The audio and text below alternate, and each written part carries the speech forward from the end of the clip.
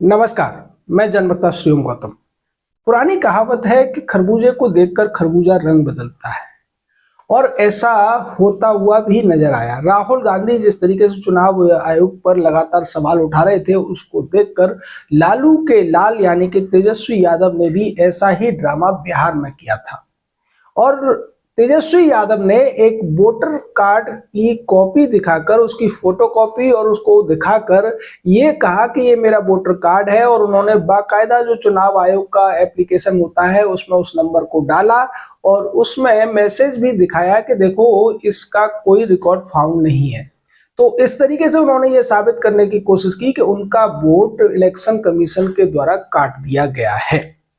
इसको लेकर चुनाव आयोग ने सीधे तौर पर उनके खिलाफ स्पष्टीकरण भी दिया और उनसे जवाब मांग लिया, जिसके लिए उन्हें तीन नोटिस भेजे गए। आखिरी नोटिस में उन्हें चेतावनी दी गई है कि वो जो वोटर आईडी कार्ड दिखा रहे थे उसको ओरिजिनल और उसकी फोटोकॉपी वगैरह लेकर 16 तारीख तक चुनाव आयोग के पास जमा करा दें। साथ ही साथ चुनाव आयोग उनके खिलाफ फोर्जरी का मुकदमा भी करने जा रहा है, क्योंकि चुनाव आयोग का कहना है कि इस नंबर का वोटर कार्ड उन्होंने कभी किसी के भी नाम पर इश्यू नहीं किया है, जो वोटर आईडी कार्ड दिखाया गया था तेजस्वी यादव के द्वारा। चुनाव आयोग ने यह भी बताया कि तेजस्वी यादव ने जो अब तक चुनाव लड़े हैं वो दूसरे वोटर आईडी कार्ड से लड़े हैं और उसकी डिटेल भी चुनाव आयोग ने दे दी है। साथ ही साथ चुनाव आयोग ने यह भी कहा कि उस जो दूसरा वोटर आईडी कार्ड है उसी के आधार पर तेजस्वी यादव विधायक बने हुए हैं और उनका नाम अभी जो ड्राफ्ट लिस्ट आई है उसमें दर्ज भी है। तो इस तरीके से तेजस्वी यादव ने जो झूठा प्रपंच रचने के बाद झूठ और प्रपंच के माध्यम से चुनाव आयोग की साख को गिराने का काम किया, साथ ही साथ लोगों में भ्रम फैलाने की कोशिश की।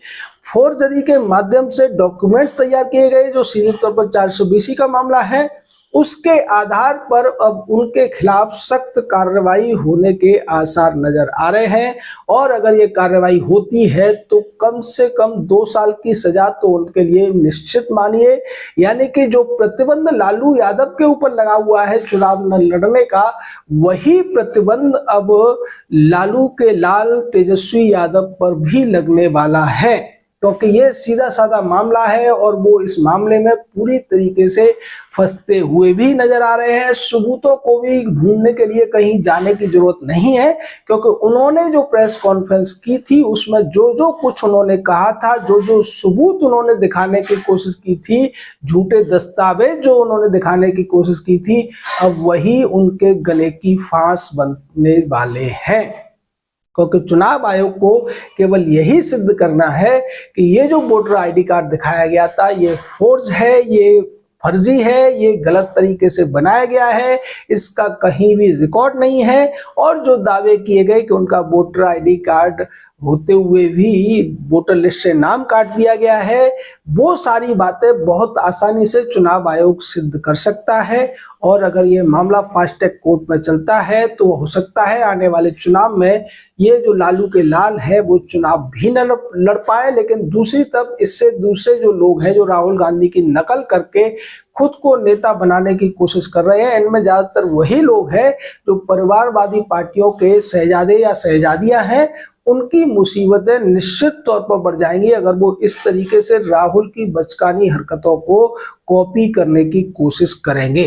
हालांकि तेजस्वी की तरफ से तमाम अपने लिए सफाई दी गई और ये कहा गया कि चुनाव आयोग ने तो हमें कोई नोटिस नहीं दिया, ये जो नोटिस आया है ये रजिस्ट्रार की तरफ से आया है। वो शायद भूल गए कि चुनाव आयोग उनको डायरेक्टली दिल्ली से नोटिस नहीं भेजेगा, बल्कि जो जिला कार्यालय होता है, जो जिलाधिकारी कार्यालय ही होता है, वहीं से नोटिस आएगा और वही नोटिस उनके पास आया हुआ है।